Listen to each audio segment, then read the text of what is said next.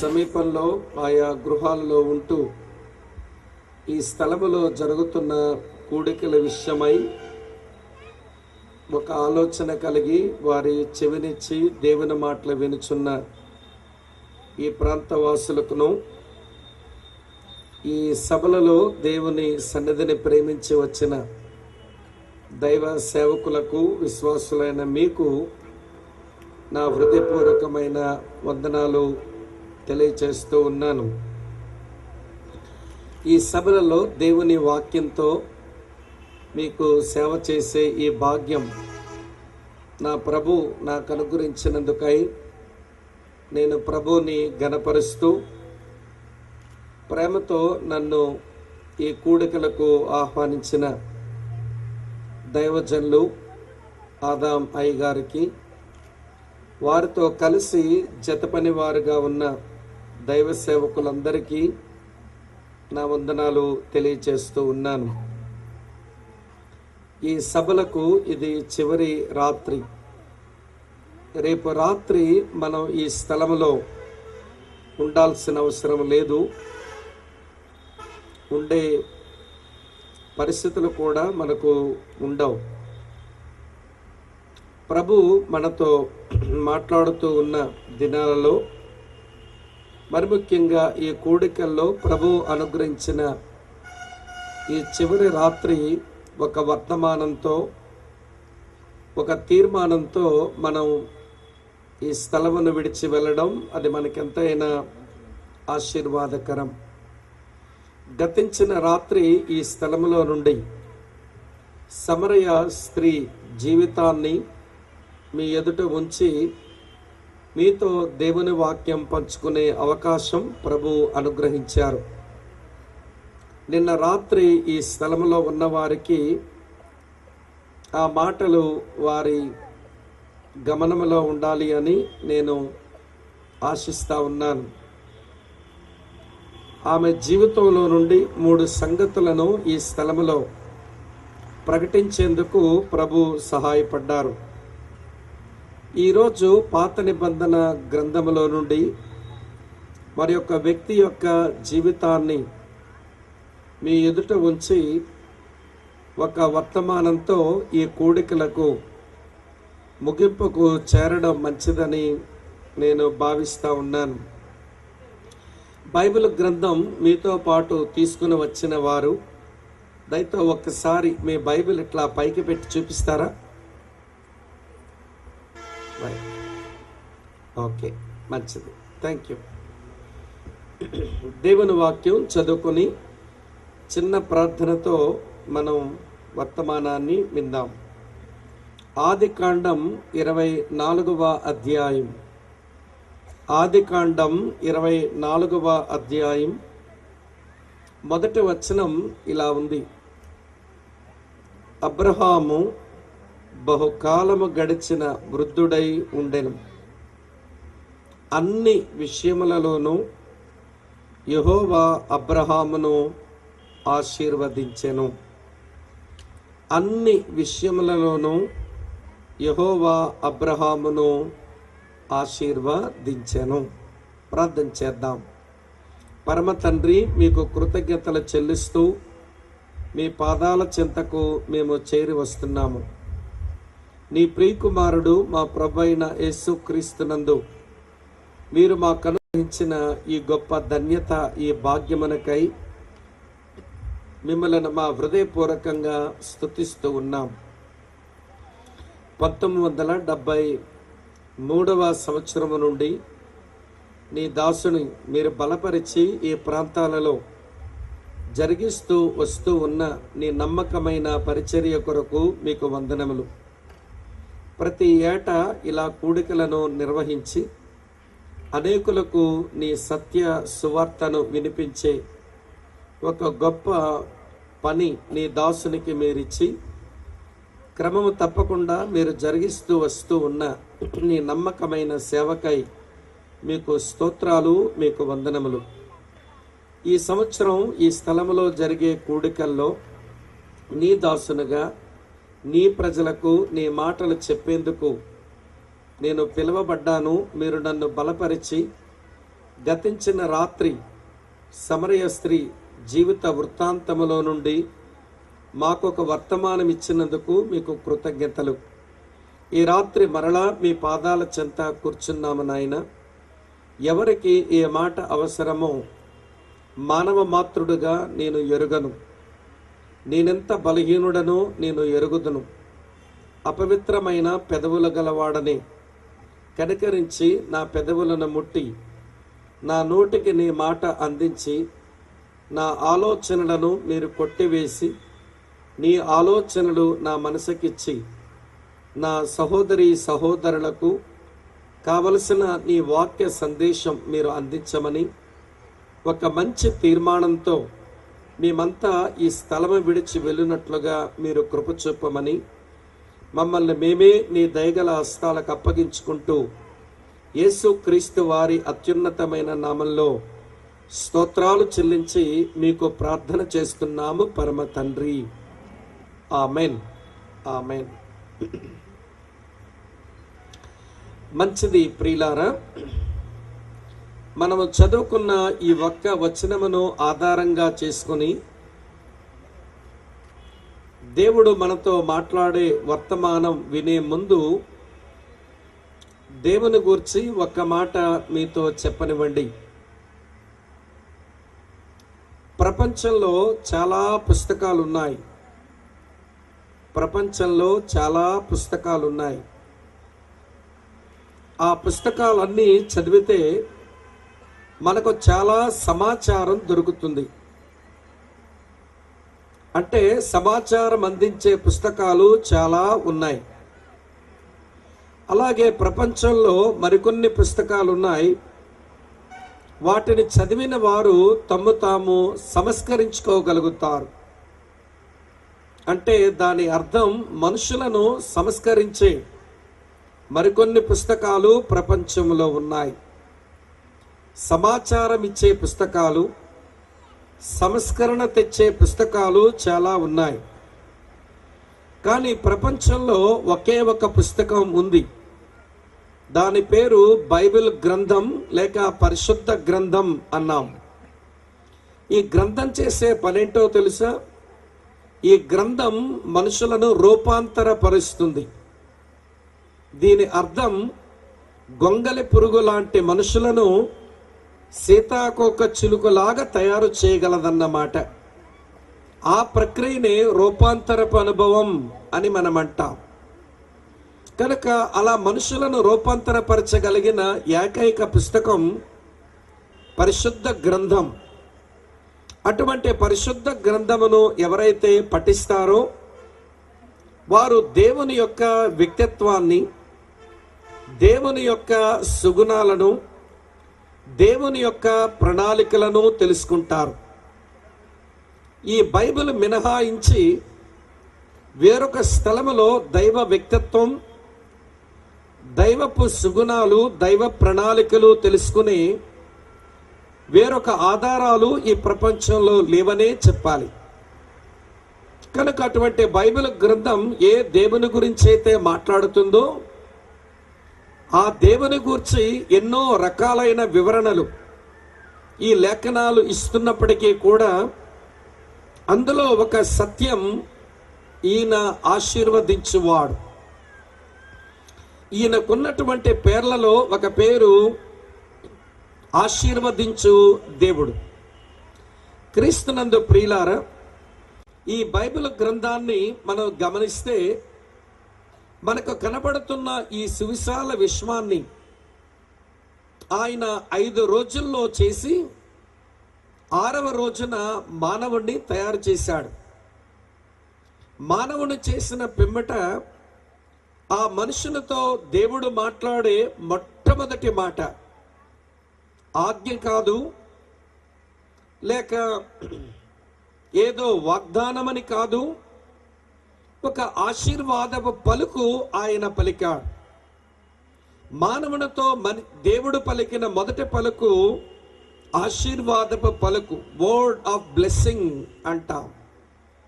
అదే ఆదికాండం 1వ అధ్యాయం 28వ వచనంలో మనం చూస్తాం. దేవుడు వారిని ఆశీర్వదించెను అని వ్రాసి ఉంది. అంటే మానవుణ్ణి దేవుడు చేసిన తరువాత మనిషితో ఆయన పలికిన మొదటి పలుకు దీవెన పలుకు, ఆశీర్వాదపు పలుకు. ఇలాంటి దేవుని యొక్క మనసు మరో స్థలములో ఇలా వ్రాసి ఉంది. ఆయన ఎటువంటి మనస్తత్వం కలిగిన వాడో తెలుసా? మనుషులను దీవించడంలో ఆయన ఇష్టము కలిగిన వాడు. అందుకనే ఒక ఆయన ఇలా వ్రాశాడు. సంఖ్యాకాండం 24వ అధ్యాయం 1వ వచనంలో ఇలా చదువుతాం. ఇశ్రాయేలీయులను దీవించుట యెహోవా దృష్టికి మంచిది అని మనం చూస్తాం. దేవుని దృష్టికి ఏది మంచిది అనగా దేవుడు తన ప్రజలను దీవించడమే మంచి పనిగా పెట్టుకున్నాడు. ఈ తలంపు కూడా మీ మనసులో నిలవనివ్వండి. మనుషులతో దేవుడు పలికిన మొదటి పలుకు ఆశీర్వాద పలుకైతే, మనుషులను దీవించడమే తనకు ఇష్టమైన ప్రక్రియలో తన కుమారుడైన యేసుక్రీస్తును ఆయన శిలువ మ్రానుకు అప్పగించి ఆ యేసునే మానవులను దీవించడానికి ఆయన సాధనంగా చేసుకున్నాడు. ఈ 3 మాటలు మీరు జ్ఞాపకం ఉంచుకోండి. మనుషులతో దేవుడు పలికిన మొదటి పలుకు ఆశీర్వాద పలుకైతే, దేవుడు ఏ పని చేయడానికి ఇష్టపడతాడు అనగా మనుషులను దీవించడమే ఆయనకు ఇష్టమైన పని ఉండగా, మనుషులను దీవించడానికి తన ప్రియకుమారుణ్ణి ఆ కలువరి శిలువలో ఆయన త్యాగము చేయగా ఈ దేవుడు ఆశీర్వదించు దేవుడు అని మనకు అర్థమవుతున్నది. అయితే కొంతమంది జీవితాల్లో శ్రమలు, ఇరుకులు, ఇబ్బందులు, ఈతి బాధల గుండా వారు ప్రయాణం చేస్తూ ఉంటున్నప్పుడు మేము ఆశీర్వాదానికి తక్కువగా ఉన్నాము, దేవుడు ఎందుకో మమ్మలను మర్చిపోయాడు, మేము ఆశీర్వదించబడడం లేదు అని చెప్పి లోపల వారు మదన పడుతూ ఉంటారు. అలా బాధపడేవారు సమాజంలో చాలా మంది ఉంటారు. దేవుడు మర్చిపోయాడండి, మాకు దేవుని ఆశీర్వాదం లేదండి, ఒకవేళ దేవుడే ఆశీర్వదిస్తే మాకేంటి ఇలాంటి గతి పట్టింది అని చెప్పి లోపల వారు భలే బాధపడుతుంటారు. అయితే అలాంటి వారికి లేఖనం ఇలా చెబుతుంది, మీరు అలా బాధపడడం సబబు కాదు, అలా మీరు ఆలోచించడం అది సరైన పోకడ కూడా కాదు. ఎందుకంటే మనల్ని మర్చిపోవడానికో మనల్ని దీవించకపోవడానికో దేవుడు మతిమరుపున్నవాడు కాదు. దేవునికేమీ పక్షపాతం లేదు. ఆయన కొంతమందిని ఆశీర్వదించి కొంతమందిని ఇబ్బందుల పాలు చేసే పక్షపాతం కలిగిన వాడు ఆయన కానే కాదు. అందుకనే కీర్తనలు గ్రంథకర్త ఇలా రాశాడు ఒక మంచి మాట. 115వ కీర్తన ప్రియులారా 12వ చరణం నుంచి మీ కొరకు చదువుతాను చూడండి. 115వ కీర్తన 12వ చరణంలో, యెహోవా మమ్మను మర్చిపోలేదు, ఆయన మమ్మను ఆశీర్వదించును, ఆయన ఇశ్రాయేలీయులను ఆశీర్వదించును, అహరోను వంశస్థులను ఆశీర్వదించును, పిన్నలనేమి పెద్దలనేమి తన యందు భయభక్తులు గల వారిని యెహోవా ఆశీర్వదించును, యెహోవా మిమ్మును మీ పిల్లలను వృద్ధి పొందించును, భూమి ఆకాశములను సృజించిన యెహోవా చేత మీరు ఆశీర్వదింపబడిన వారు. ఆయన మిమ్మల్ని మర్చిపోలేదు, ఆయన మిమ్మల్ని ఆశీర్వదిస్తాడు. అహరోను వంశస్థులు అనగా యాజక కుటుంబాలు, సేవ చేస్తున్న కుటుంబాలను ఆయన ఆశీర్వదించువాడు. అలాగనే సామాన్యమైన ప్రజలు ఇశ్రాయేలీలు, వారిని కూడా ఆయన ఆశీర్వదించువాడే. ఆయన ఎవరిని మర్చిపోడు, సేవ చేస్తున్న వాళ్ళని దీవిస్తాడు, సేవకేతర కుటుంబాలను కూడా ఆయన ఆశీర్వదిస్తాడు. ఈ ఉపోద్ఘాతం మీకెందుకు చెప్పాల్సి వచ్చింది అంటే, ఈ దేవుడు నిన్ను మర్చిపోవడం లేదు. నీతో ఆయన పలికిన మొదటి పలికే దీవెన పలుకు, నిన్ను ఆశీర్వదించడం ఆయనకు ఒక ఇష్టమైన పని. ఆయన ఆశీర్వదించడానికే తన కుమారుని శిలువ మ్రానుకు ఎక్కించాడు. ఆయన నిన్ను ఆశీర్వదించే విషయంలో ఆయన మతిమరుపు కలిగిన వాడు కానే కాదు. ఈ విషయాలు మీ మనసులో ఉంటే, ఈరోజు మనం చదువుకున్న వాక్యంలో ఒక వ్యక్తిని దేవుడు ఇలా ఆశీర్వదించాడట. ఆ మాట మోషే ఆదికాండం 24వ అధ్యాయం 1వ వచనంలో ఇలా వ్రాశాడు. దేవుడు అబ్రహామును ప్రియులారా అన్ని విషయములలోనూ ఆశీర్వదించాట. చూడండి, ఆదికాండం 24 1వ వచనం మరోమారు మీ కొరకు చదువుతున్నాను. అబ్రహాము బహుకాలము గడిచిన వృద్ధుడై ఉండెను, అన్ని విషయములలోనూ యెహోవా అబ్రహామును ఆశీర్వదించెను. క్రీస్తు యేసునందు ప్రియులారా, ఈ వచనం దగ్గరికి వచ్చే పాటికి అబ్రహాము యొక్క వయసు ప్రియులారా చాలా ఎక్కువే. అంటే దేవుడు అతనికి ఆయుష్ను పెంచి ఆరోగ్యం ఇచ్చి ఆశీర్వదించాడు అని మనకు అర్థమవుతున్నది. అంత మాత్రమే కాదు, అప్పటికి ఆయనకు సంతానం కూడా వచ్చేసింది.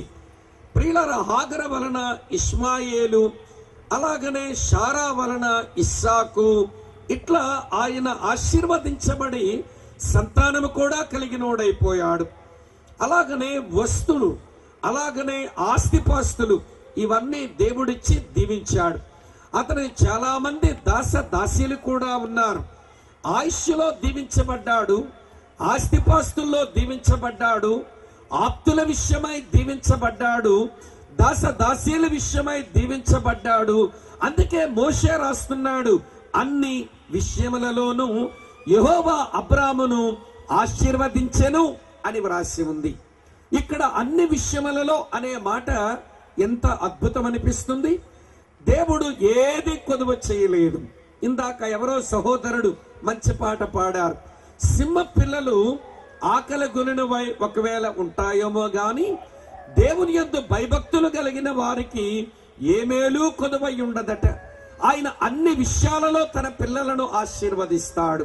అయితే ప్రియులారా, దీవించే దేవుడు దీవెన పలికేవాడు, దీవించడానికి ఇష్టం కలిగిన వాడు, దీవించడానికే తన కుమారుని సిలువకెక్కించాడు.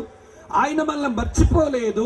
మరి దీవించే విషయంలో దేవుని వైపు అయితే ఏ లోపం కనబడడం లేదు.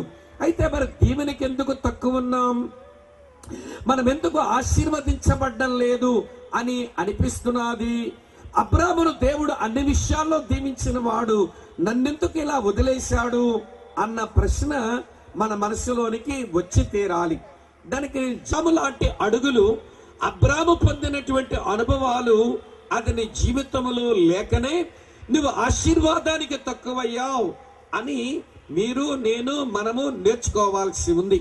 కనుక నేను ఈ రాత్రి వేళ దేవుడు అబ్రామును అన్ని విషయాలలో ఆశీర్వదించాడు కదా, మరి మనల్ని దేవుడు అన్ని విషయాలలో ఆశీర్వదించాలి అంటే అబ్రాము వేసిన అడుగుల్లో మనము కూడా అడుగులు వేయాలి.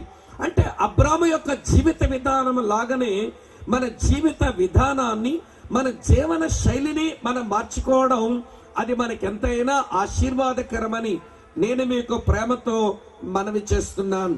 కనుక ఈ రాత్రి వేళ అబ్రాము దేవుని చేత అన్ని విషయాలలో దీవించబడ్డానికి ఎలాంటి అడుగులు వేస్తూ వచ్చాడో నేను స్పష్టంగా మీకు అర్థమయ్యేలా చెప్తాను. దానికి ముందు మీకు ఒక ప్రశ్న వేయాలనుకుంటున్నాను. జాగ్రత్తగా వినండి. నేను కూడా దేవుని చేత అన్ని విషయాలలో ఆశీర్వదించబడాలి అని నాకు ఉంది అనే వాళ్ళు ఒక్కసారి చేతులు పైకెత్తి ఇట్లా చూపుతారా? నా మాట అర్థం కాలేదా కొంతమందికి? దేవుని చేత అన్ని విషయాలలో నేను ఆశీర్వదించబడాలి అన్న ఆశ ఉన్నవారు ఒకసారి చేతి ఇట్లా పైకెత్తి ఇట్లా ఊపండి, ఒకసారి చూస్తాను. ఓ, దాదాపు అన్ని చేతులు లేచాయి. చాలా సంతోషం. ఈ ఆశ ఏమీ తప్పు కాదు, ఇది మంచి ఆశ. ఇది మీరు కలిగి ఉండడం మీకు మంచి ఆశలు ఉన్నాయని అర్థమవుతుంది. అయితే ఒక్క మాట చెప్పనివ్వండి, ఆశలుంటే సరిపోదు, ఆచరణ చాలా ప్రాముఖ్యం. ఇలా చెబుతాను, ఏమనుకోకండి.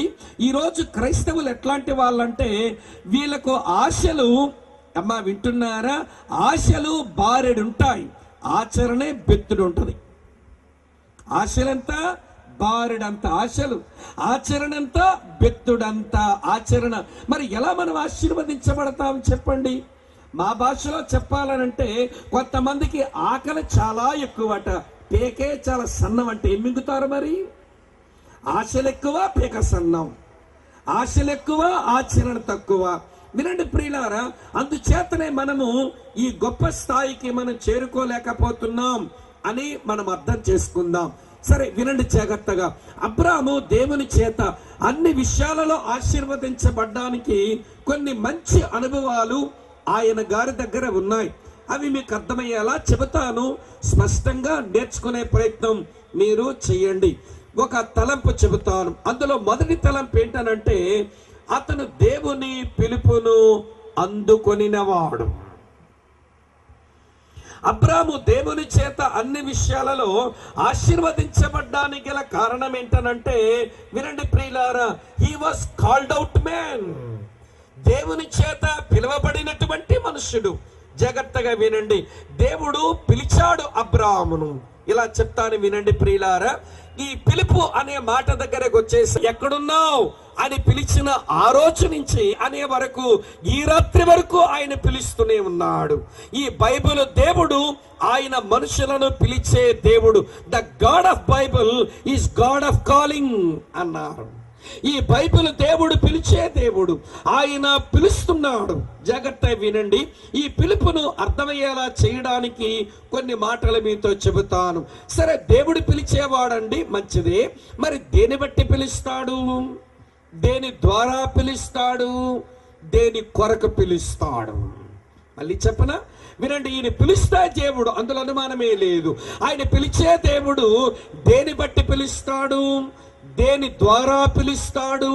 దేని కొరకు పిలుస్తాడు? ఈ మూడు విషయాలు అర్థం కాకపోతే, వినండి ప్రియమైన సోదరి స్నేహితులారా, దేవుని పిలిపే మనం అర్థం చేసుకోలేం. ఇలా చెప్తాను వినండి. దేని బట్టి పిలుస్తాడు? నేను రాత్రే జ్ఞాపకం చేసిన మాట.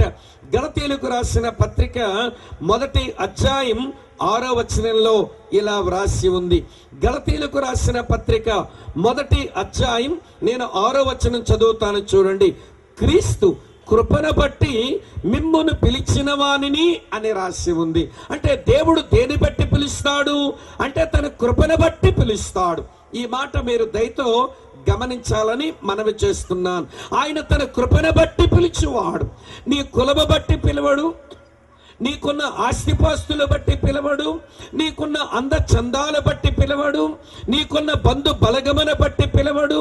ఆయన పిలుపుకు ఆధారం ఏంటి అంటే అది క్రీస్తు కృపే అనే మాట మీరు గమనించాలి. ఇది గమనించండి. మళ్ళీ అబ్రాము దగ్గరికి వద్దాం. రెండవ తలంపు, దేని ద్వారా పిలుస్తాడు. అమ్మ, మధ్యలో అక్కడక్కడ నిలబడుతున్నారు. నేను రాత్రి చెప్పాను, ప్రసంగం మధ్యలో ఇలా మాట్లాడడం చాలా అసభ్యం అనిపిస్తూ ఉంటుంది. మీరు నిలబడి దేవుని పనిని పాడు చేసే పని ఎవరు చెయ్యొద్దని నేను ఆరంభంలోనే చెబుతున్నాను. అందుకనే దైవజనులు ఇందాక మధ్యలో చెప్పారు, మధ్యలో వెళ్ళే పని ఉంటే ఆ ముందుగానే వెళ్ళి రండి అని. ప్రసంగం మధ్యలో ఇలాంటి మాట్లాడడం చాలా రోత, అది అసహ్యం అనిపిస్తుంది. మీ వల్ల దేవుని పని పాడయ్యే ఇలాంటి ప్రక్రియ మీరు చెయ్యొద్దని మనవి. నాకున్న మాయరోగం ఏంటనంటే కళ్ళు మూసుకొని వాక్యం చెప్పడం రాదు. నేను కళ్ళు మూసుకొని ఎట్లా చెప్పుకుంటూ పోతే గొడవ లేకపోయి ఉండును. నేనేమో అందరి వైపు చూస్తూ వాక్యం చెప్తాను. మధ్యలో నిలబడ్డం అది అక్రమం చేయటమే, దేవుని పనిని పాడు చేయటమే అవుతుంది.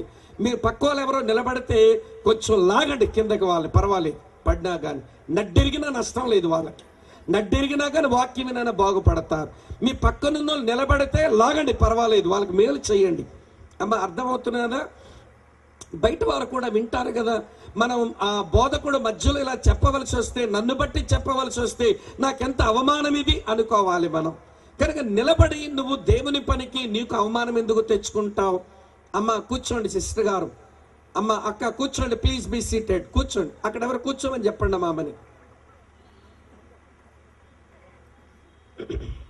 మధ్యలో ఎవరు నిలబడే ప్రయత్నం చెయ్యొద్దు అని నా భక్తులను ఆరాధిస్తూ బాగా తాగే సంప్రదాయంలో ఆయన బ్రతికిన వాడు. కనుక ఇప్పుడు దేవుడు అబ్రామును పిలవడానికి, సోదరి స్నేహితులారా, దేని బట్టి పిలిచాడు అంటే అది ఆయన కృపను బట్టే పిలిచాడు తప్ప అబ్రాములో మంచేమీ లేదు. వినండి ప్రియమైన స్నేహితులారా, మరి దేని ద్వారా పిలిచాడు? మనకి వాక్యము రాయబడి ఆ వాక్యం బోధించే బోధకుల ద్వారా, సువార్త ద్వారా మనల్ని పిలుస్తున్నాడు. కానీ అబ్రాముని ఎట్లా పిలిచాడో తెలుసా? ఆయన ప్రత్యక్షమై పిలిచాడు. ఇలా చూపిస్తాను చూడండి. అపోస్తలుల కార్యముల గ్రంథం 7వ అధ్యాయం 2వ వచనం చూడండి. అందుకు స్టెఫను చెప్పినదేమనగా, సహోదరులారా, తండ్రులారా వినుడి. మరి పితరుడైన అబ్రహాము హారానులో కాపురముండక మునుపు మెసొపొతామియాలో ఉన్నప్పుడు మహిమగల దేవుడు అతనికి ప్రత్యక్షమై పిలిచాడు. వినండి ప్రియులారా, దైవ ప్రత్యక్షతలోంచి అబ్రాహాముకు పిలుపు వచ్చింది. ఈరోజు వాక్య ప్రత్యక్షతలోంచి మనల దేవుడు పిలుస్తున్నాడు. ఆ మహిమ ప్రత్యక్షత, ఆ వాక్య ప్రత్యక్షత, ఆయన సువార్త ప్రత్యక్షతే అని మీరు అర్థం చేసుకోవాలి. వినండి ప్రియులారా, సరే అబ్రాహామును దేని కొరకు పిలిచాడు అంటే ఒక ఆశీర్వాదం చెప్పాడు. ఆ ఆశీర్వాదం 2 రకాలుగా ఉంది. ఒక వైపు నీకు సంతానం ఇస్తానన్నాడు, మరోవైపు నీకు దేశం ఇస్తాను అన్నాడు. సంతానము, దేశం, సీడ్ అండ్ ల్యాండ్, ఈ 2 మాటలే. నీకు సంతానం ఇస్తాను, నీకు దేశం ఇస్తాను అని దేవుడు ఆ 2 కొరకే పిలిచాడు. మిత్రులారా వినండి, దేవుడు పిలిచేవాడు దేని బట్టి పిలుస్తాడు? కృపను బట్టి పిలుస్తాడు. దేని ద్వారా పిలుస్తాడు? సువార్త ద్వారా పిలుస్తాడు. దేని కొరకు పిలుస్తాడు? రక్షింపబడి మహిమను పొందాలని పిలుస్తాడు. మరి అబ్రాహామును అలానే పిలిచాడా? ఓఎస్. దేని బట్టి పిలిచాడు? కృపను బట్టే పిలిచాడు. దేని ద్వారా పిలిచాడు? తన ప్రత్యక్షత ద్వారా పిలిచాడు. దేని కొరకు పిలిచాడు? ఆయన సంతానము పొంది, ఆ సంతానమైన మెస్సియాలో రక్షణ పొంది, అతనికి దేశము పొంది మహిమపరచబడ్డానికే దేవుడు పిలిచాడు. సంతానము, దేశములో రక్షణ, మహిమ మిళితమై ఉన్నాయి అని మీరు అర్థం చేసుకోవాలి. ఇప్పుడు చెబుతాను వినండి. అబ్రాహాము దేవుని చేత అన్ని విషయాలలో ఆశీర్వదించబడ్డానికి కారణమేంటి అంటే, దేవుడు పిలిచిన పిలుపుకు ఆయన సరిగా స్పందించాడు, ఆయన పిలుపుకు లోబడ్డాడు. వినండి ప్రియమైన సోదరి స్నేహితులారా, దేవుడు పిలుస్తుంటాడు, ఆ పిలుపుకు మన స్పందన కొరకు ఎదురు చూస్తుంటాడు. ఒకవేళ పిలుపుకు స్పందించలేదు అనుకోండి, దేవుడు కూడా తన వైఖరి మారుస్తాడు. ఎలా మారుస్తాడో చెప్పనా? తన స్వభావం మారే స్వభావం కాదు, కానీ తన చర్యలు మారుస్తాడు. ఎలా మారుస్తాడో చూపిస్తాను చూడండి. పిలుస్తాడు పిలుస్తాడు పిలుస్తాడు పిలుస్తాడు అయినా నువ్వు స్పందించలేదు అనుకోండి, ఆయన వైఖరి ఇలా ఉంటుంది. అబ్రాహాముకు దేవుడు ఇలాంటి వైఖరి కనపరచవలసిన అవసరమే రాలేదు. ఎందుకంటే పిలిచిన దేవుని పిలుపుకు ఆయన వెంటనే లోబడ్డాడు. ఒకవేళ లోబడనొల్లని మనుషుల విషయమై ఆయన వైఖరి తీరుతెన్నులు ఎట్లున్నాయి అదేంటో చదువుతాను చూడండి. యెషయా గ్రంథం 66వ అధ్యాయం నేను 4వ వచనం మీ కొరకు చదువుతున్నాను చూడండి. యెషయా గ్రంథం 66వ అధ్యాయం 4వ వచనం ఇలా ఉంది. నేను పిలిచినప్పుడు ఉత్తరమిచ్చువాడు ఒకడును లేకపోయాను, నేను మాట్లాడినప్పుడు వినువాడొకడును లేకపోయాను. నా దృష్టికి చెడ్డదైన దాన్ని చేశారు, నాకు ఇష్టము కాని దాన్ని కోరుకున్నారు. కావున నేను వారిని మోసములో ముంచుదును, వారు భయపడు వాటిని వారి మీదకి రప్పించదను. వినండి వినండి వినండి వినండి. నేను పిలుస్తాను చాలా దీర్ఘశాంతంతో, నేను పిలుస్తాను చాలా ఓపికతో, వారి మార్పు కొరకు నేను ఎదురు చూస్తూనే ఉంటాను. కానీ నేను పిలిచినప్పుడు వారు పలకలేదనుకోండి, నేను మాట్లాడినప్పుడు వారు వినలేదు అనుకోండి, నా దృష్టిగా చెడ్డదైన దాన్ని కోరుకున్నారనుకోండి, నాకు ఇష్టము కాని దాన్ని వారు చేశారు అనుకోండి, నేనేం చేస్తానో తెలుసా? చివరికి వారిని మోసములో ముంచుతాను, వారు భయపడు వాటిని వారి నెత్తి మీదకి రప్పిస్తాను. వినండి, ఈ మాటలు మనకి ఆలోచింప చెయ్యాలి.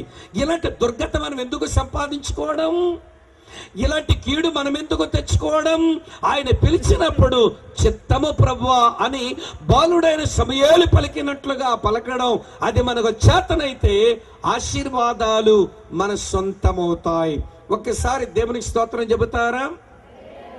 ఎందుకు చెప్పారు ఏమో, నేను చెప్పమన్నాను కాబట్టేమో కదండి. ఈరోజు మన వాళ్ళు కొంచెం బిగుసుకొని వింటున్నారు, రిలాక్స్ అవుదురు. కానీ ఒక జోక్ చెప్తాను వినండి. ఈ రోజుల్లో మన వాళ్ళు హల్లెలూయా ఎందుకు చెప్పాలనో దైవజనుడు ఎందుకు చెప్పిస్తున్నాడు ఆలోచన లేకుండా నలుగురితో నారాయణ, కులంతో గోవింద అన్నట్టుగా వినండి ప్రియులారా, ఏమండి మనుషులు వ్యవహరిస్తున్నారు ఈ రోజుల్లో. కనుక హల్లెలూయా స్తోత్రాలు మంచి పదాలే, ఇది నా పెద్ద అలవాటు లేదు కానీ మీ కొరకు చెప్పిస్తున్నాను అంతే. కానీ చెప్పిన తర్వాత ఎందుకు చెప్పారు అంటే దేవుడు నన్ను పిలిచాడండి అందుకే స్తోత్రం అన్నాను అంటారేమో అనుకున్నాను. ఎందుకు మీరు స్తోత్రం చెప్పారంటే దెమకొక్కుల్లాగా ఉన్నారు, ఎవరు చెప్పేది లేదు జవాబు కదా. సరే దీనిగో జోక్ చెప్తాను వినండి. నా పోటీ వాడంట ఒకసారి వింటున్నారు కదూ, ఒక గుర్రాన్ని కొనుక్కొని దాన్ని స్వారీ చేయడానికేమో దానికి ఒక ట్రైనింగ్ ఇచ్చాట. దాని ట్రైనింగ్ ఏంటో తెలుసిన, ఆ గుర్రం దగ్గరకు వస్తాడు, ప్రైజ్ ద లార్డ్ అంటాడు, అది కొంచెం వంగుతుంది వాడిని ఎక్కించుకోవడానికి. సరే దాని పైన ఎక్కి కూర్చుంటాడు. కూర్చున్న తర్వాత ఆ గుర్రం మీద కొంచెం స్వారీ చేసి పోవాలనిపిస్తే దేవునికి స్తోత్రం అంటాడట. అది కొంచెం పరిగెత్తుతా ఉంటుంది. అది స్పీడ్గా వెళ్ళాలని కోరికుందనుకోండి, హల్లెలూయా అని అరాలట. అరిస్తే చాలా స్పీడ్గా పోతుందన్నమాట. అది ఆపాలి అంటే ఆమెన్ అంటే అది ఎంత స్పీడ్గా పోయినా కానీ అలా నిలబడి మరి ఆగిపోతుందట. ఇంత మంచి ట్రైనింగ్ దానికి ఇచ్చాడు. వినండి, స్వారీ చేయడానికి మొదటి పదం ప్రైజ్ ద లార్డ్. కొంచెం పరిగెత్తాలనంటే దేవునికి స్తోత్రం. బాగా స్పీడ్గా వెళ్ళాలనంటే చెప్పండి కొంచెం హల్లెలూయా. ఆగాలంటే ఆమెన్. సరే మరొకడు వచ్చాట, అయ్యా నీ గుర్రం చూడముచ్చటగా ఉంది, దాన్ని కొనుక్కొని నాకు స్వారీ చేయాలనిపిస్తున్నది, నాకు అమ్ముతారా అన్నట్ట. అమ్మడానికి నాకేం అభ్యంతరం లేదు కానీ దీనికి ఒక ప్రత్యేకమైన శిక్షణ ఉంది, అది నేర్చుకోకపోతే దీన్ని స్వారీ చేయలేవు అంటే అట్లనే సార్ నేర్చుకుంటాను చెప్పండి అన్నాడు. 4 పదాలు ప్రైజ్ ద లార్డ్, దేవునికి స్తోత్రం, హల్లెలూయా, ఆమేన్. ఆ చిన్న పదాలే కదా సార్, అవి నాకు వచ్చాయి అమ్మేయండి అన్నాడు. పైసలు ఇచ్చేశాడు, గుర్రం కొనుగ పట్టుకెళ్ళాడు. గుర్రం కొన్న తర్వాత ఎప్పుడు ఎక్కుదామా, దీన్ని ఎప్పుడు స్వారీ చేద్దామని భలే ఆశ ఉందట. సరే ఒక మంచి రోజు చూసుకున్నాడు. సరే గుర్రం మీద స్వారీ చేద్దాం అనుకుని దాని దగ్గరకు వచ్చి ప్రైజ్ ద లార్డ్ అన్నాడు. అది కొంచెం వంగింది, మనోడు ఎక్కాడు అన్నమాట. ఎక్కిన తర్వాత కొంచెం పరిగెత్తితే బాగుంటుందేమని దేవునికి స్తోత్రం అన్నాడు. అది చిన్నగా పరిగెత్తుతా ఉంది. స్పీడ్కి వెళ్తే ఇంకెంత బాగుంటుందో అనుకుని హల్లెలూయా అన్నాడంట. అది విపరీతమైన స్పీడ్గా వెళ్ళిపోతుంది. ఆ స్పీడ్కి మనోడు కళ్ళు తిరిగి ఏం చెప్తే ఆగుద్దో పదం మర్చిపోయాడు. ఇప్పుడు ఆ పదం జ్ఞాపకం రావడంలా అది స్పీడ్గా వెళ్ళిపోతుంది. కొండల మీద, గుట్టల మీద, అది ఎక్కడికైపు ఏమైపోతాడో తెలియదు. ఆ స్పీడ్కి వెళుతుంది. ఒక కొండ మీదకి వెళ్తుందట. దాని తరువాత లోయ ఉంది. ఇక ఆ తరువాతకి ఏం భూభాగం లేదు. ఈ గుర్రము పడి చచ్చుద్ది, నేను పడి చచ్చేలాగున్నానని భయం వేసి ఆలోచించుకుంటున్నాడట. జ్ఞాపకం వచ్చింది, ఆ కొండ చివరికి వచ్చిందంట. వెంటనే ఆమెన్ అన్నాడు. ఇలా ఆగిందంట గుర్రం. ఒక్కసారి మనోడికి సంతోషం ఎక్కువైపోయి హల్లెలూయా అన్నాడంట. నీకు అర్థమై ఉంటుంది ఇప్పుడు కదా. ఎక్కడుంది గుర్రం? లోయలోకి వెళ్ళి మనోడు కూడా లోయలోకి వెళ్ళాడు. ఆ గుర్రానికి ఆ పదాల యొక్క సీరియస్నెస్ తెలియదు. అది ఒక సెక్షన్ లాగా పొంది ఈ రోజున మనోళ్ళు నిద్రపోయటం లేపుకోవడానికి హల్లెలూయా అనే పదం, లేకపోతే విననటువంటి వారికి వినేలాగా చేసుకోవడానికి పదం, ఇది అలవాటుగా అవుతుంది క్రైస్తవ్యంలో. ఇది మంచి అభ్యాసం అయితే కాదని భావనతో నేను మీతో చెప్తున్నాను. మనం దేవుని స్తుతించే సమయాలు అవి దీవెనకరమైన సమయాలు. ఎందుకు మనం చెబుతున్నామో అది మనకు కొంచెం తెలియాలి. ఇందాక చెప్పాను, ఎందుకు దేవుని స్తుతించుదామన్నానంటే ఆయన మనల్ని పిలిచాడు. ఎందుకొరకు పిలిచాడు? రక్షింపబడి మహిమను పొందాలని. దేని ద్వారా పిలిచాడు? తన సువార్త ద్వారా పిలిచాడు. దేని బట్టి ఆయన పిలిచాడు? ఆయన కృపను బట్టి పిలిచాడు. నేను దేవుని పిలుపు కలిగిన వ్యక్తిని. ఈ మాట నీకు అర్థమైతే ప్రియమైన సోదరి స్నేహితులారా, ఆశీర్వాదానికి తొలి అడుగు దేవుని పిలుపుకు స్పందించడం. ఇలా మిమ్మల్ని అడగనివ్వండి, దేవుడు తన సువార్త ద్వారా నిన్ను పిలిచాడా? ఆ పిలిచిన రోజున ఆ పిలుపునందుకొని చిత్తము ప్రభువా అని ఆయన దగ్గరకు వచ్చావా? ఆయన దగ్గరకు వచ్చిన నీవు నీ పాపాల విషయమై లోతుగా పశ్చాత్తాపడ్డావా? లోతుగా పశ్చాత్తాపడిన నీవు ఆ యేసును నీ హృదయ సింహాసనం మీద రాజుగా ప్రతిష్ఠించావా? ఈ అనుభవాలు లేకుండా క్రైస్తవులము అని చెప్పుకోవడం ప్రియులారా వినండి, అది అసందర్భం అని మీరు గమనించాలి. నువ్వు దేవుని బిడ్డవేనా? వినండి వినండి, నెత్తి మీద ఉన్న బొట్టు చెరిపేసినంత మాత్రాన అందరూ వద్దకు వచ్చి పాప పశ్చాత్తాపాన్ని పొందిన వాళ్ళు, దేవుని దగ్గరకు వచ్చి దేవునికి వారి హృదయాలలో రాజుగా ప్రతిష్ఠించుకున్న వారు, ఒక మార్పుకి ఇష్టపడిన వాళ్ళు, వారు దేవుని బిడ్డలని దేవుని లేఖనం చెబుతున్నది.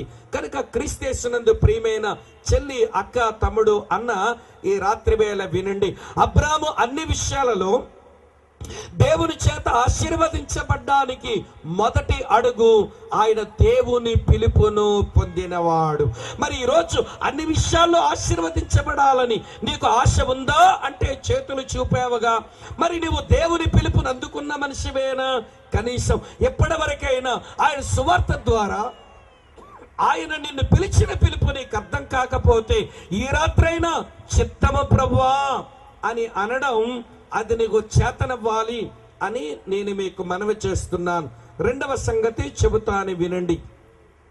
అబ్రాము దేవుని చేత అన్ని విషయాలలో ఆశీర్వదించబడ్డానికి ఆయన పిలుపును పొందినవాడు మాత్రమే కాదు. మొదటి తలంపు. రెండవ తలంపు చెబుతున్నాను వినండి. ఆయన ప్రత్యేకించబడినవాడు. ఆయన ప్రత్యేకించబడినవాడు, సెపరేటెడ్ మ్యాన్. దేవుడే స్పష్టంగా చెప్పాడు, అబ్రహాము నేను పిలిచిన దేశానికి రా, ఈ కల్దీయుల దేశాన్ని విడిచిపెట్టు అన్నాడు. వినండి ప్రియమైన స్నేహితులారా, ఇందాకే చెప్పాను ఒక వచనం, దానియేలు గ్రంథం 5వ అధ్యాయం 4వ వచనంలో. వినండి ప్రియులారా, బబులోనీయులు ఒక పాడు సాంప్రదాయానికి వారు అలవాటు పడిన వారు. వారి సాంప్రదాయం ఏమిటి అంటే ఆయా దేవతలను ఆరాధిస్తూ వాళ్ళు బాగా తాగుతారు అని చెప్పాను. అందుకనే దేవుడు అన్నాడు, ఏయ్ అబ్రామ్, నీ దేశాన్ని విడిచిపెట్టు, నీకు కొత్త సాంప్రదాయం నేర్పిస్తాను. నీ బంధువులను విడిచిపెట్టు, వాళ్ళు కాదు నీకు భద్రతనిచ్చే వాళ్ళు, నేను నీకు భద్రతనిస్తాను. నీ తండ్రింటిని విడిచిపెట్టు, ఆయన వల్ల వచ్చే స్వాస్థ్యము కాదు, నేను నీ కొత్త స్వాస్థ్యం ఇస్తాను అని చెప్పి రా బయటికి అన్నాడు. ప్రియమైన స్నేహితులారా, అబ్రహాము దేవుని చేత అన్ని విషయాలలో ఆశీర్వదించబడ్డానికి రెండవ కారణం, అతను దేవుని కొరకు ప్రత్యేకించబడిన వాడు. ఇలా చెబుతాను వినండి ప్రియులారా, దేవుని కొరకు మనం ఆశీర్వదించబడే ఒక సాధనాలము కావాలనంటే ప్రత్యేకించబడిన జీవితం అది అత్యవసరం. ఎందుకు అత్యవసరమో మీకు అర్థమయ్యేలా చెప్తాను వినండి. ఈ బైబిల్ ఏ దేవుని గురించి అయితే మాట్లాడుతుందో ఈ దేవుడు వేరు చేయు దేవుడు. The God of Bible is God of separation. ఈ బైబిల్ మాట్లాడే దేవుడు ఆయన వేరు చేయు దేవుడు. ఎలా వేరు చేస్తాడో చెప్పనా? వినండి ప్రియులారా, మీరు ఆదికాండం 1వ పేజీ చూడండి. అలాగా 1వ అధ్యాయంలో ఆయన ఏమి చేశాడట? వెలుగు కమ్మని పలకగా వెలుగు కలిగాను, ఆయన వెలుగును చీకటిని వేరు చేశాను. ఆయన జలములను వేరు చేశాను, పై జలములకు ఆకాశములనియు కింద జలములను ఆయన వేరు చేసి సముద్రాలు అని పిలిచాడు. ఆయన సముద్రాలలోంచి వినండి భూమిని వేరు చేశాడు. అందుకే ఇలా చెప్పాల్సి వచ్చింది, ఈ బైబిల్ దేవుడు ఆయన వేరు చేయు దేవుడు. The God of Bible is God of separation. వెలుగును చీకటిని, ఆకాశమును వినండి ఈ క్రింది జలములను, అలాగనే జలముల్లోంచి సముద్రాన్ని ఆయన వేరు చేసిన వాడు. ఇప్పుడు అబ్రామును కూడా ఆ కల్దీలు దేశములోంచి వేరు చేశాడు. ఇలా మీతో చెప్పనివ్వండి ప్రియులారా, అసలు సంఘం అంటేనే అర్థం ఏంటో తెలుసా? సంఘం అంటే ఇటుక రాళ్ళు సిమెంట్తో కట్టిన ఒక కట్టడం సంఘం కాదు. సంఘం అంటే అర్థం ఏంటో తెలుసా? లోకములో నుంచి వేరు చేయబడింది అని అర్థం. అందుకే సంఘమునకు గ్రీకు భాషలో ఎక్లీషియా అన్నారు. ఎక్లీషియా అంటే అర్థం ఏంటో తెలుసా? వేరు చేయబడింది అని అర్థం. అందుకని పేతురు భక్తుడు ఒక ప్రసంగంలో చదువుతున్నాను చూడండి. అపోస్తుల కార్యాలు 2వ అధ్యాయం 40వ వచనం. ఇంకను అనేక విధములైన మాటలతో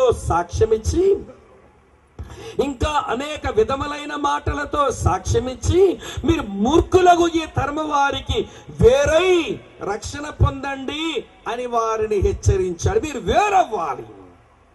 వినండి ప్రియమైన అక్క, చెల్లి, తమ్ముడు, అన్న, నువ్వు దేవుని చేత అన్ని విషయాలలో నిజముగా నువ్వు ఆశీర్వదించబడాలి అన్న ఆకలే నీకున్న మాట నిజమైతే నీవు వేరవ్వాలి ఈ లోకములోంచి. బైబిల్ ఈ లోకములోంచి మన జీవితం విషయమై 4 విషయాలు మాట్లాడుతూ ఉంది. నేను రిఫరెన్స్ ఇస్తాను, తలంపు చెప్తాను, నోట్ చేయండి.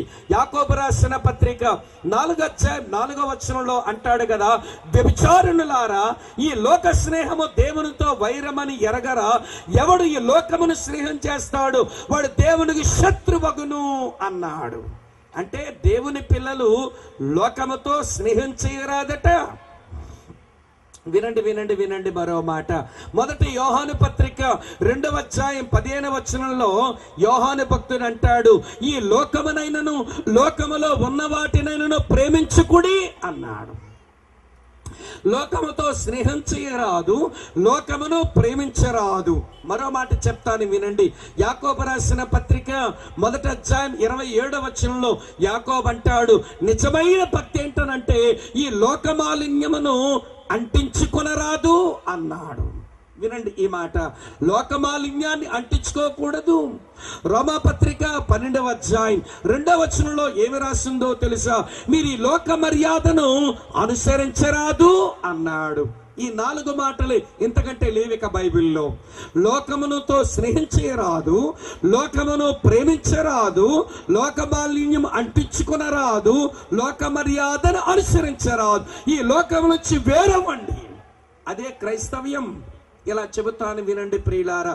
ఈరోజు యేసు ప్రభు నమ్మేనంటారు, మన యేసు ప్రభుని అనుసరిస్తున్నామని అంటున్నారు, మాకు యేసు ప్రభు అంటే ప్రేమే అని అంటున్నారు, మేము యేసు ప్రభు ప్రార్థన చేస్తున్నామని అంటారు. మరి లోకం నుంచి ఏమైనా వేరయ్యారా అన్నది ప్రశ్న. ఈ రోజున ప్రియులారా వినండి, యేసు ప్రభు దగ్గరకు వచ్చాము కానీ లోకమంతా మన దగ్గరే ఉంది అన్నట్టుగా ఉన్నారు. ఇలా వినండి చాలా జాగ్రత్తగా. లోకములోంచి వేరు కావలసిన మనము వినండి లోకములో కలిసిపోతున్నాం. ఇలా ఒక దగ్గర వాక్యం చెబుతుంటే ఒక ఆయన అంటాడు, అదేం సార్, లోకములో పుట్టాము, లోకములో పెరిగాము, లోకములోనే బతుకుతున్నాము, లోకములోంచి వేరవమంటారే అన్నాడు. వినండి ప్రియులారా, మీకు అర్థమయ్యేలా చెప్తాను. మనమంతా ఇలా బందరు వెళ్ళి ఒక చేపను తీసుకొద్దాం. ఒక సహోదరికి చెమ్మా ఈ చేపల కూర వండండి, మేమంతా వచ్చి తర్వాత తింటామన్నాం. ఆమె చాలా బాగా వండగలదు, వండుతుంది కూడా. సరే, ఆమె వంటలో నుంచి బయటకు వచ్చిన వాసనలు గమనిస్తేనే చాలా రుచిగా వండింది అని అనిపిస్తున్నది. ఎందుకంటే దాంట్లో ఏవేవో వేసింది, అందుచేత చాలా రుచికరమైన వాసనలే వస్తున్నాయి. అయితే వినండి స్నేహితులారా, తినేదానికి కూర్చున్నాం, ఆమె వడ్డన చేసింది, ఆ చేపలు తింటుంటే అని ఉమ్మాల్సి వచ్చింది. ఎందుకు ఉమ్మాల్సి వచ్చిందనంటే ఆవిడ మసాలా పెట్టింది కానీ, కారము నూనె అన్ని బాగా వేసింది కానీ ఆమె ఉప్పేయలేదు. ఏమండి సిస్టర్ గారు, బందరు నుంచి చేపలు తెచ్చి వండి పెట్టమంటే నువ్వు అంతా బాగా వండినట్టు మాకు అనిపించింది కానీ తినడానికి రుచి పచ్చి లేదే అని అంటే, అదేం బ్రదర్ ఏం తక్కువైంది అంది. ఏం తక్కువ అవ్వడం ఏంటి, ఉప్పేయలేదుగా అన్నాం. ఆవిడ గారు అన్నారు, ఉప్పెందుకు బ్రదరు, ఈ చేప ఉప్పు నీటిలోనే పుట్టింది కదా, ఈ చేప ఉప్పు నీటిలోనే పెరిగింది కదా, ఈ చేపను ఉప్పు నీటిలోనే పట్టి తెచ్చారు కదా, అందుకే దీన్ని వండినప్పుడు నేను ఉప్పేయలేదండి అంది. ఓ పిచ్చిమాలోకమా, అది ఉప్పు నీటిలో పుట్టినా, ఉప్పు నీటిలో పెరిగినా, అది ఉప్పు నీటిలో పట్టి తెచ్చినా దాని లోపలికి ఉప్పు తెచ్చుకోలేదు గనక నువ్వు వండినప్పుడు ఖచ్చితంగా ఏమయ్యాలి? మీరు ఇక్కడ ఉన్నారా లేదా చెప్పరే? ఉప్పేయాల్సిందే. అంటే క్రైస్తవుడు అలా బతకాలి. కొంచెం లోకం నుంచి వేరవు అని చెప్పగానే మన వాళ్ళు అంటారు, అదేంటండి లోకం నుంచి వేరవ్వాలా, లోకములోనే పుట్టాం, లోకములోనే పెరుగుతున్నాం, లోకములోనే బతుకుతున్నాం, లోకం నుంచి వేరవమంటారే అంటారు. వారికి అర్థం కాక దేవుడి వాక్యం స్పష్టంగా చెబుతుంది ప్రియులారా, మూర్ఖులకు ఈ తరము వారికి వేరై రక్షణ పొందండి అని ఏమండి పేతురు హెచ్చరించాడు. వేరు కాని వారు రక్షణ పొందలేరు. దేవుని కొరకు ప్రత్యేకించబడిన వారు ప్రతిష్ఠించబడలేరు. దేవుని కొరకు వేరు కాని వారు దేవుని ఆశీర్వాదానికి పాత్రులు కానే కాలేరు అనే మాట మీరు గమనించాలి. ఆ రోజున అబ్రహాము దేవుడు పిలిచిన పిలుపులో ఏమి వేరవమన్నాడు అది అర్థం చేసుకుని తన దేశమును విడిచిపెట్టాడు, తన బంధువులను విడిచిపెట్టాడు, తన తండ్రి ఇంటి వారిని విడిచిపెట్టాడు. నాకు కొత్త సాంప్రదాయాలు కావాలి అన్నట్టు వచ్చాడు. దేవుడే నా భద్రత అన్నట్టు వచ్చాడు. దేవుడిచ్చే స్వాస్థ్యమే నాకు చాలన్నట్టుగా ఆయన దేవుని కొరకు ప్రత్యేకించబడ్డాడు. ఆయన వేరైనాడు. ప్రియ అక్క చెల్లి తమ్ముడన్న రండి, ఇప్పుడు మన దగ్గరికి వద్దాం. మనం దేవుని కొరకు వేరైన మాట నిజమేనా? లోకములో ఏ తీరుతెన్నులు ఉన్నాయో మన దగ్గర అవే తీరుతెన్నులు ఉన్నప్పుడు మనం ఏం వేరయ్యామో లేదో మీకు అర్థమయ్యేలా చెప్తాను, వినండి చాలా జాగ్రత్తగా. మీరు ఏదో ఒక ప్రాముఖ్యమైన పని మీద ఇంటిలోంచి బయటికి ఇలా అడుగు పెట్టారు. అడుగు పెట్టగానే ఆ పొరుగింటి ఆవిడ ఛీ అని తుమ్మింది కదా. ఆ ఇంపార్టెంట్ పనికి పోతావా ఈ రోజున? ఎందుకంటే ఆవిడ తుమ్మింది కదా, అశుభం జరుగుతుంది. అది నీ నమ్మకం. ఇది లోకస్తుల నమ్మకం.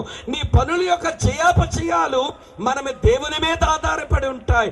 ఆవిడ గారు తుమ్ము మీద ఆధారపడలేవు. ఆవిడ తుమ్ముకు భయపడి ఆగిపోయావు అంటే నువ్వు ఏమి ప్రత్యేకించబడ్డావు? అమ్మా వింటున్నారా? మీలో కొంతమంది ఐతుకులు అవుతున్నారు. ఐతుకులు అంటే అర్థమైందా? కూర్చుని కొంచెం కునికి ఊగుతున్నారు. మీరు కింద పడి సస్తే లేపడానికి నేను పౌరులు కాదు. మీటింగ్ ముగించుకుని నేను పోతా మా శ్రీకాకుళం. ఊగకండి, కొంచెం వాక్యం వినేదాన్ని మెలకువ తెచ్చుకోండి. వినండి ప్రియులారు, వాక్యం వినేందుకే వచ్చాంగా. కొద్దిమంది లేండి, ఒకరిద్దరు ముగ్గురు కనబడుతున్నారు ఇలాంటి బలహీనత కలిగిన వాళ్ళు. వాళ్ళకే ఈ మాటలు పనికొస్తాయి. మేల్కొల్పుకోండి, వినండి జాగ్రత్తగా. మరి ఏం ప్రత్యేకించబడ్డావు? అవతలావిడ తుమ్మిందని నువ్వు పనికి వెళ్ళలేదు సరికదా, వెళ్ళకుండా ఆగిపోయి అప్పుడు మనసులో ఏమనుకుంటారో చెప్పనా? ఇలాంటి వాళ్ళు ఈ మొదనష్టపాడడానికి ఇప్పుడే తిరిగి తుమ్ము రావాలా, దీని ముక్కులో నిప్పులు పొయ్యా అని తిట్టుకుంటది లోపల. నేను శుభమాట పోతుంటే తుమ్మింది ఏంటండి? వినండి, అది లోకస్తుల ఆచారం అండి. అది మరి లోకస్తుల్లాగే నువ్వు ఉన్నావే. ఇలా చెప్తాను వినండి. మళ్ళీ కొంతమంది ఎట్లాంటి వాళ్ళో తెలుసా? నా దగ్గరే జరిగిన అనుభవం చెప్తాను. మా ఊర్లో ఒక చర్చిలో ఏమండి పాస్టర్ గారు ఫోన్ చేసే, బ్రదర్ మా చర్చిలో ఆయన మోటార్ సైకిల్ కొనుక్కున్నాడండి, ఆయన మోటార్ బండి తీస్తాడట, మరి నేను ఊర్లో లేని ప్రార్థన చేయడానికి మీరు వెళ్ళి కొంచెం ప్రార్థన చేస్తారా అంటే నేను వెళ్ళి ప్రార్థన చేశాను. నీ రాకపోకలందు యెహోవా తోడుగా ఉండును అని వాక్యం చదివి ప్రార్థన చేసి తీయండి బ్రదర్ అన్నాను. ఆయన మోటార్ సైకిల్లో తాళం పెట్టి తాళం తిప్పి కిక్కు కొట్టే ముందు తన భార్య వైపు చూసి అంటాడు, అమ్మాయి అలాగెళ్ళి ఎలగరా అన్నాడు. ఏంటి అలాగెళ్ళి ఇలాగ వచ్చేది ఏంటమ్మది? ఎదురు రావడం అట. అంటే మీ ఆవిడ గారి ముఖం చూస్తే నీకు శుభం కలుగుతుందా? నీ రాకపోకలు ఎందుకు కాపాడేవాడు దేవుడా, లేక నీ రాకపోకలు ఎందుకు కాపాడేది మీ శ్రీమతి గారి యొక్క ముఖమా? ఎవరు నిన్ను కాపాడేది? వినండి ప్రియులారా, ఈ మధ్యకాలం ఒక ఇల్లు కట్టుకుంటే అది ఓపెనింగ్ పిలిస్తే పోతే వినండి ఎంత ఖరీదు పెట్టి కట్టారో ఇల్లు, కానీ గచ్చులేంటో అక్కడక్కడ మచ్చలులా కనబడుతున్నాయి. నేను అన్నాను, బ్రదర్ ఇంకా పాలిష్ అవ్వలేదా ఈ మార్బుల్స్ అన్నాను. నేను లేదు బ్రదర్ పాలిష్ కూడా అయిపోయింది అన్నాడు. మరి ఏమిటి మచ్చలు అంటే అతను అంటాడు, అదే బ్రదర్ సిస్టర్ సంగతి మీకు తెలుసు కదా. ఏంటి ఆవిడ గురించి తెలియాల్సిందంటే ఈవిడకి అన్ని మూఢనమ్మకాలు. ఈవిడ గారు యేసు ప్రభువుని ఎందుకు నమ్మిందో ఇలాంటి వాళ్ళు క్రైస్తవ్యానికి సేడ పురుగులు. ఈ గారు ఏం చేసిందో తెలుసునా? చెప్తాను వినండి. తెల్లవారు 5 గంటలకే ఒక కార్యక్రమం చేసింది. 10 గంటలకు మమ్మల్ని ఓపెనింగ్గా పిలిచి 5 గంటలకు ఆవును నడిపించిందట అన్ని గదుల్లోకి. దేనికి ఆవు? ఈ గదిలోనేమో ఆవు వినండి మూత్రం పోయాలట. ఆ మెయిన్ బెడ్రూమ్ లోనట ఆవు వినండి ప్రియులారా ఏమంటే మలవెయ్యాలట. అప్పుడు ఆ ఇంటికి ఆశీర్వాదం వచ్చిందట. దేవుడిచ్చిన సహజ సౌందర్యం చాలదని కృత్రిమ సౌందర్యాన్ని కోరి తెచ్చుకుంటారు అక్కడికి పోయి. అమ్మ ఇది లోక ఇంటికి పోయినట్ట. ఏమంటే ఆ ఇంటి ఆయన పేరు దానియేలు గారు. ఏమంటే విశాఖపట్నం NAD దగ్గర. ఏమంటే తలుపు కొట్టాట. ఎవరో పిల్ల వచ్చి తలుపు తీసింది. ఆయనకు అనుమానం వచ్చింది ఎవరింటికి వచ్చేసాను అని. అమ్మా ఇది దానియేలు గారి ఇల్లేనా అన్నాడు. అదేంటి అంకుల్ ఇది దానియేలు గారి ఇల్లే, వాళ్ళ చిన్న పాపను అంకుల్ మీరు పోల్చుకోలేకపోయారా? 2 అంకుల్ తలుపు తీసి లోపలికి వచ్చి ఆయన కూర్చోమని చెప్పి ఈ పిల్ల సింకు దగ్గరికి వెళ్ళి ముఖమంతా కడుక్కుంది. దగ్గరకు వచ్చిందట పాప. ఏంటమ్మా డాడీ లేరంటే బయటికి వెళ్ళారు అంకుల్, వచ్చేస్తారు కూర్చోండి. అంకుల్ మీరు నన్ను పోల్చుకోలేకపోయారు కదా అందట. అమ్మ ఎలా పోల్చుకుంటాను తల్లి, ఆ ముఖానికి ఏదో మెత్తుకున్నావు కదమ్మా, ఏమి రాసావు తల్లి అన్నాడు ఈ ముసలోడు. ఆ చిన్నపిల్ల అంటుంది ఏమి లేదు అంకుల్, పేస్ట్ పెట్టుకున్నాను అంకుల్ అందట. ఆయన అన్న మాటలో చెప్తున్నాను, ఏం పేస్ట్ అమ్మది, కోల్గేటా, పెప్సోడెంట, క్లోజప్ అన్నాడు. అది కాదంకుల్, గోరంటాక్ అంకుల్, మందారాక్ అంకుల్, రోజ్ వాటర్ అంకుల్, అందులో కొంచెం వెన్న అంకుల్, ఇవన్నీ గ్రైండ్ చేశాను అంకుల్, అది పెట్టుకున్నా వచ్చుకుంటున్నాం. వినండి, కొంతమంది పోలికలు భలే విడ్డూరంగా ఉంటాయి. ఇతగాడికి పెళ్లి కనాలండి, వీడి పెర్మిషన్ అంటది. అమ్మ నోకియా మంచి సెల్ ఫోన్ అట, 3000 రూపాయలు దొరుకుతుందట, కొంటానే అంటే ఎవరికి కావాలా ఫోను, మరి ఏ ఫోన్ కావాలంటే చాట్ ఫోన్ కావాలట, చెయ్యంతా పట్టాలట, దాని పేరే స్మార్ట్ ఫోన్. చాట్ ఫోన్లు కావాలట, ఏం చేయడానికి ఏం చూడడానికి. వినండి ప్రియులారా, అమ్మ బాగున్నాను, బాగా చదువుకున్నాను, నా డబ్బులు పంపించు, ఈ మాటలు చెప్పడానికి ఆ చిన్న ఫోన్ చాలదు, చాట్ అంత ఫోన్ చేతిలో ఉండాలట. నేను కొనలేనమ్మా అంతటి ఎందుకన్నావు అని వాళ్ళ అమ్మని అడుగుద్ది. బుర్ర తిరుగుడు ఎక్కువ, జుట్టు పట్టుకొని తన్నాలి ఈ పిల్లని. ఎందుకన్నావు అని తల్లిని అడిగేదానివయ్యావా? నీకు తృప్తి లేదు దేవుడిచ్చిన అమ్మలో, నీకు తృప్తి లేదు దేవుడిచ్చిన నాన్నలో, నీకు తృప్తి లేదు దేవుడిచ్చిన భర్తలో, నీకు తృప్తి లేదు దేవుడిచ్చిన భార్యలో. కొంతమంది విశ్వాసులు కూడా అంతేనంటే ఏమోనండి, అక్కడేమో మంచి వాక్యం అండి.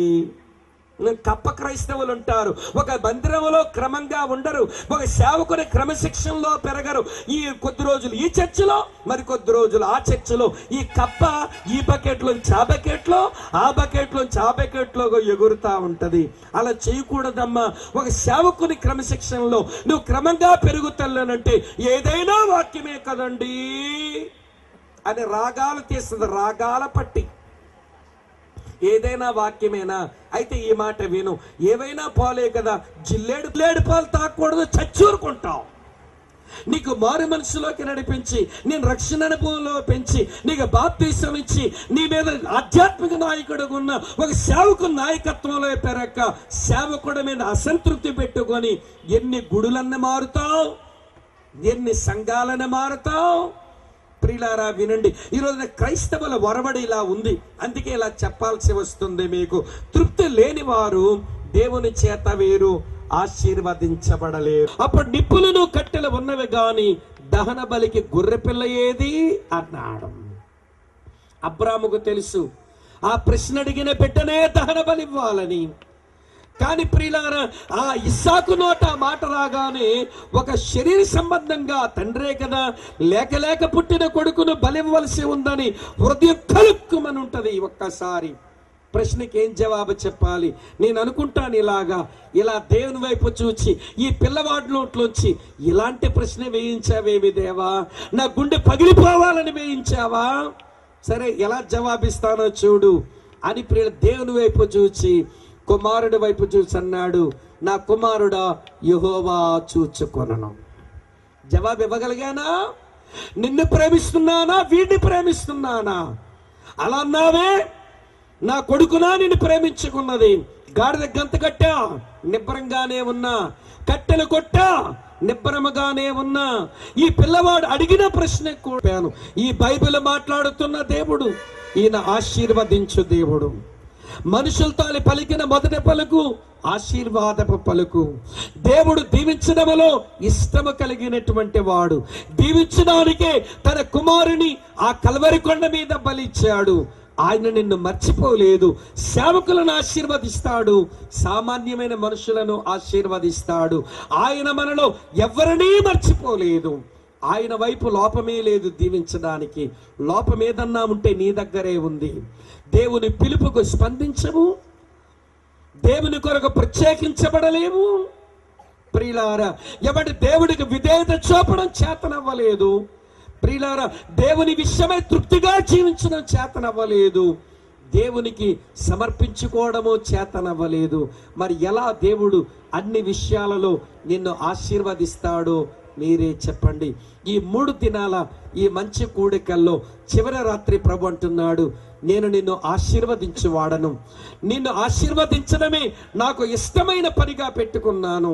నేను నిన్ను మర్చిపోలేదు నా కుమార్తె, నేను నిన్ను మర్చిపోలేదు కుమారుడా. అందుకే నా కుమారుని సిలువకు అప్పగించాను. ఆయన రక్తధారంలో నీకు ఆశీర్వాదం సంపాదించాను. సిలువ వైపు చూడు, నీ మనసు కరగని అన్నాడు. మా ప్రాంతంలో ఉన్న చెట్టి భానుమూర్తి గారు రాశారు ఒక పాట చాలా కాలం కిందట. సిలువను చూచు కొలది శిల సమానమైన నా మనసు కరిగి నలిగి నీరగొచ్చున్నదరా, సిలువే నా శరణాయనరా అన్నాడు దైవజనుడు. ఈ రాత్రి వేళ ఆ సిలువ వైపు చూస్తావా? ఆ సిలువ మీద విరాడే క్రీస్తును చూస్తావా? ఆయన కార్చిన అమూల్యమైన ఆ రక్తధారలలో నీకు ఆశీర్వాదం ఆల్రెడీ పర్చేజ్ చేయబడింది. ఆల్రెడీ నీ కొరకు అది కొనబడింది. సంపాదించుకోవడం నీ వైపే ఆలస్యం, నీదే ఆలస్యం. ఒక తీర్మానం చేస్తావా? ఆయన పిలుపుకు స్పందిస్తే, ఆయన కొరకు ప్రత్యేకించబడగలిగితే, ఆయనలో తృప్తి కలిగి బ్రతకగలిగితే, ఆయనకు విధేయత చూపగలిగితే, ఆయనకు నిన్ను సమర్పించుకోగలిగితే ఆశీర్వాదం నీ సొంతము అవుతుంది. ఇంతకంటే చెప్పలేను. ఇప్పటికే 1:45 నిమిషాలు పైగా మీతో వాక్యాన్ని 30 నిమిషాలు దేవుని వాక్యం చెప్పాను. చాలు.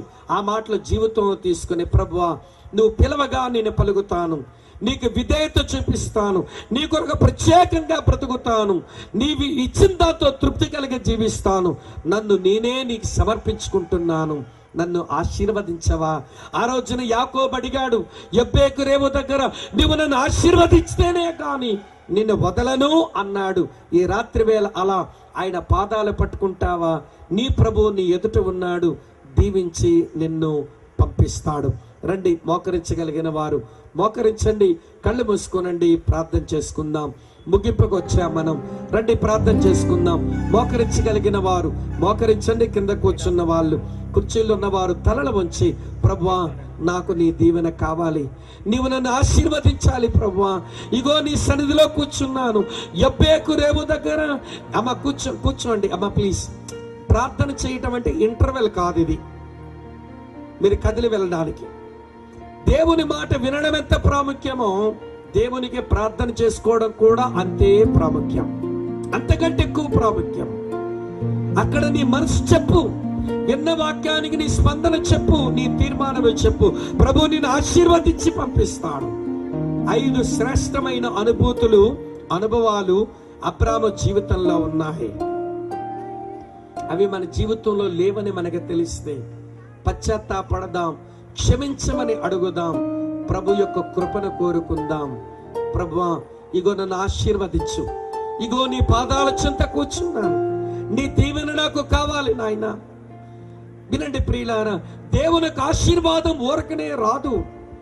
దేవుని చేతిలో విరిగిపోవాలి, దేవుని చేతిలో నలగాలి. ఆ రోజునే ఆశీర్వాదం మన సొంతం అవుతుంది. ఈ రాత్రి వేళ నిజముగా దీవించబడగోరితే, నిజముగా ఆశీర్వదించబడగోరితే, ప్రభువా నన్ను దర్శించు, నా హృదయపు ద్వారం తెరుస్తున్నాను, నా హృదయములోకి రండి నాయన, నన్ను ఆశీర్వదించండి ప్రభువా. నా హృదయ సింహాసనం మీద రాజుగా మిమ్మల్ని ప్రతిష్ఠిస్తున్నాను ప్రభువా. నీ కొరకు బ్రతుకుతాను, నీ యొక్క ఆశీర్వాదం అనుభవిస్తాను, ఇతరులకు నేను ఆశీర్వాదకరంగా ఉంటాను. నీ కృప నాకు అనుగ్రహించండి. నీ పిలుపుకి స్పందిస్తున్నా, నీ కొరకు ప్రత్యేకపరచబడతా, నేను విధేయత కలిగి జీవిస్తా, నేను తృప్తి కలిగి ఉంటా, నన్ను నేను సమర్పించుకుంటున్నానయ్యా, నన్ను దీవించండి అని నిజముగా కోరుకునే వాళ్ళు ఉంటే మీరు ప్రార్థనలు అలాగా ఉండగా నెమ్మదిగా మీ కుడి చేతిని పైకి చూపి ప్రార్థన చేసుకోగలుగుతారా? మీ కొరకై ప్రార్థన చేసి దీవెనిచ్చి మిమ్మల్ని పంపిస్తాము. వందనాలు సహోదరి, వందనాలు సహోదరుడు. ఎవ్వరూ ఎవరైపు చూడద్దు. ఇది చాలా ప్రశస్తమైన గడియలు. మనల్ని మనం ప్రభుకి అప్పగించుకుందాం. God bless you brother. వందనాలు చెల్లి, వందనాలు అక్క, వందనాలు సహోదరుడా, వందనాలు చెల్లి. కళ్ళు మూసుకో చెల్లి ప్లీజ్. ప్రార్థన చేసుకో, ప్రార్థన చేసుకోనండి. ఇంకెవరైనా ఉన్నారా? చేతులు చూపిన వారు అలా లేచి నిలబడగలరా? మీ కొరకే ప్రార్థించి అధ్యక్షుల వారికి ఈ సమయం నేను అప్పగిస్తాను. చేతులు చూపిన వారు మాత్రం లేచి నిలబడండి. సిగ్గుపడకుండా, బిడిపడకుండా మనం అప్పగించుకుందాం. ఆయనని సంధిస్తున్న రాత్రిది, ఈ చోట్లో నుంచి ఆయన లేకుండా వెళ్ళిపోవద్దు నీ బ్రతుకులో. ఇంకెవరైనా ఉన్నారా? చేతులు చూపిన వారు కొంతమంది బిడియపడుతున్న లేచి నిలబడండి. మీ కొరకై ప్రార్థించి నేను దైవజనులకు సమయం అప్పగిస్తాను. గాడ్ బ్లెస్ యు అమ్మా. వందనాలు చెల్లి. ప్రార్థన చేసుకోనండి. విన్న వాక్యముతో మీ స్పందన తెలియచేయండి. ప్రభువుకి మిమ్మల్ని మీరు అప్పగించుకోండి, ప్రతిష్ఠించుకోనండి. ప్రార్థన చేసుకుందాం. శాశ్వతమైన ప్రేమతో మమ్మలను ప్రేమిస్తూ విడువక మా ఎడల కృప చూపుతూ ఉన్న సర్వ కృపానిధిగా మా తండ్రి, మీకు వందనాలు, మీకు స్తోత్రాలు నాయన. నీ దాసుడు 1973 సంవత్సరం నుంచి ఈ ప్రాంతాలలో పరిచర్య చేస్తూ ఉండగా, ఈ పరిచర్యలో ప్రతి ఏటా ఇలాంటి కూడికలు మీరు నిర్వహింప చేస్తూ ఉండగా, ఈ సంవత్సరం మీరు జరిగించిన ఈ కూడికల్లో నీ వాక్యం ప్రకటించే అవకాశం మీరు నాకు ఇవ్వగా, ఏ మాటలు మీరు ఈ ప్రజలకు చెప్పమన్నారో ఆ మాటలు చెప్పి నీ వాక్యం వారికి అందించి నేను వెళ్ళగోరుతూ ఉండగా, నీ ఆశీర్వాదమును కోరి నీ పాదాల చెంత తమను తాము ప్రతిష్ఠించుకొని సమర్పించుకొని నిలబడిన ప్రతి బిడ్డను పేరు పేరును మీరు ఆశీర్వదించు నాయన. ఆశీర్వదించడానికి ఇష్టం కలిగిన వాడు, ఆశీర్వాద పలుకు పలికిన వాడు, మమ్మల్ని ఆశీర్వదించడానికే నీ కుమారుని శిలువ మరణానికి అప్పగించిన దేవుడు, మాలో ఎవరిని దాటి వెళ్ళొద్దు నాయన. ప్రతి బిడ్డను పేరు పేరును మీరు ఆశీర్వదించు. అబ్రాము లాంటి జీవిత అనుభవాలు మాకు దయచేయండి. మెట్టుకు మేము నీ నామ ఘనత కొరకు ఈ లోకములో నిన్ను మహిమపరిచేందుకు మేము ఆశీర్వదించబడి వర్ధిల్లునట్లుగా మీరు కృప చూపుదరని విత్తబడిన వాక్యము నీ బిడ్డల హృదయాల్లో ఫలింప చేయనివ్వండి.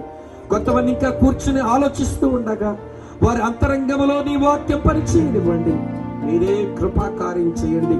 నీ దాసుని పరిచర్యకు ఫలములు ఇవ్వండి. మేలుతో నీ బిడ్డలను తృప్తిపరచండి.